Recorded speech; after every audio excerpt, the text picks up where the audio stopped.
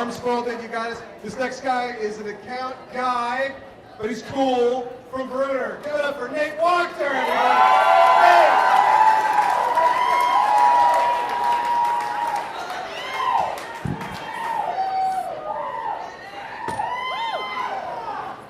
All right, let me get this out of the way. Are there any hiring managers or HR people in the crowd? I'm just asking for a friend. No, but seriously, we need to talk about how white this crowd is. Did we just bus in a bunch of extras from a J. Crew shoot? Looks like a yoga class in Utah, people. There are Wes Anderson film festivals that have more diversity than this crowd. But anyways, I decided to try stand-up because it has a lot of the same allure that advertising does, in that the primary prerequisites are a blatant disregard for the truth and rampant alcoholism. Check and check. Yeah. I told my boss I wanted to try this. He said he was excited for me. Said I might have a secondary career. I told him I didn't know if I had a primary career. Seriously, HR people, find me after the show. I actually grew up around advertising. My dad is an art director by trade, super talented guy, and as a kid, you might imagine that school projects become a little bit easier with someone like that. I was the only kid in third grade whose model volcano project got an A+ and a regional Addy.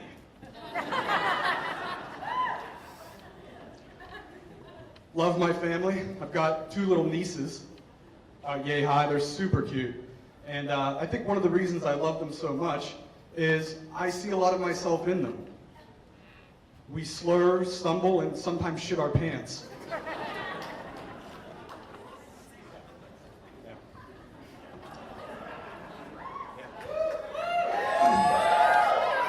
Never a good time to shit your pants. You might call it untimely, which makes me think of the phrase untimely death. Do you ever really think about that phrase, untimely death? Kind of gives the implication that some people die right on time, doesn't it? You ever hear someone say, that Bob, he died like he lived, punctual as hell. And do people ever say, you know, Becky really could have gone sooner?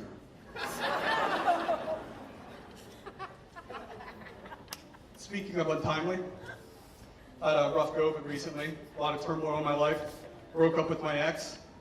Yeah.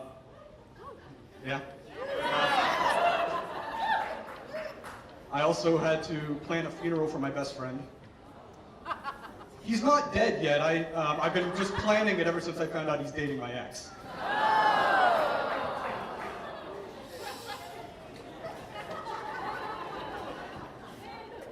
Yeah. So, single now, trying to get back in shape, so I'm on a diet, eating a fuckload of avocados. And I'm in the kitchen at work the other day, and someone's eating a bagel, and I'm looking at it, man, I'd love to have that bagel. Can't though, right? But I started thinking, as different as avocados and bagels are, there's some similarities there. They're 2 of the most amazing foods, and they're both brought to us by some of the wisest cultures to ever grace the earth. Bagels, the Jewish people, of course. And avocados, millennials, obviously. Yeah. And lest you say millennials aren't wise, let me remind you, we brought you YouTube celebrities in the phrase YOLO. You're fucking welcome. Yeah, and jokes aside, I know that millennials did not invent avocados, just avocado toast. So I'm getting back out there into the dating game, and I'm with a young lady the other night, and we're just about to get to the good part. You know the part. And she stops me, and she says, there's something I need to tell you, which is not something I wanted to hear. But I could hear she was very serious. It was in the tone of her voice. And before I tell you what it was, I should let you know that it wasn't something fairly expected like I have a boyfriend or it's my time of the month. It wasn't even something really concerning like I have a Trump tattoo. No, it wasn't. She told me that her bra and panties didn't match. Like, that shit's gonna stop me. She said her bra and panties were black and nude. Yeah, her bra and panties were black and nude. Incidentally, black and nude is also one of my most frequent Google searches.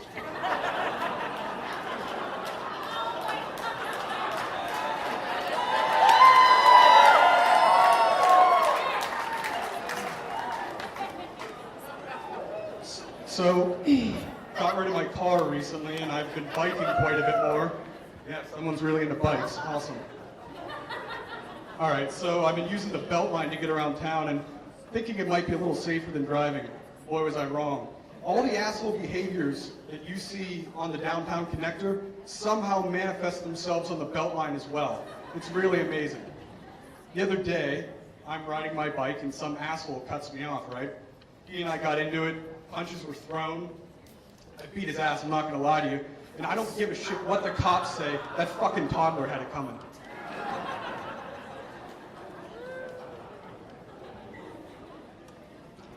So, got rid of my car, and I'm able to walk to work, which is really nice. And I use those crosswalks that don't even have lights. So you're kind of playing a game of Frogger with Atlanta drivers as you make your way to work every day. And I actually like to play a different game. I like to pretend I'm Darth Vader. And for those of you unfamiliar with Darth Vader, he's a character from a critically acclaimed Volkswagen commercial from a few years ago.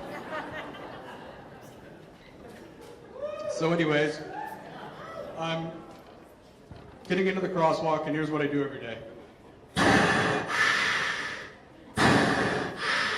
Stop, you fools! That moment right there is literally the most power I will have all day. All right, so no car, and I found that for the most part not having a car has been great, but one of the biggest drawbacks is I don't really know where to take my companionship, let's call it, you know, because everyone knows the best place to take an escort is into the back of your own car, right? And I figured out a workaround, and the ladies don't seem to mind, but I'm getting terrible ratings from my Uber drivers.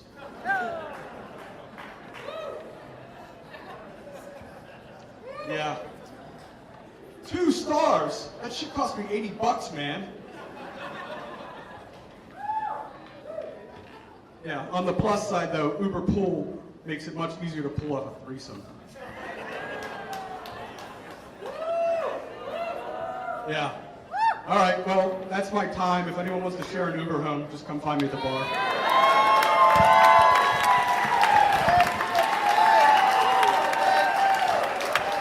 Nate, talking about the Uber sex. That's good.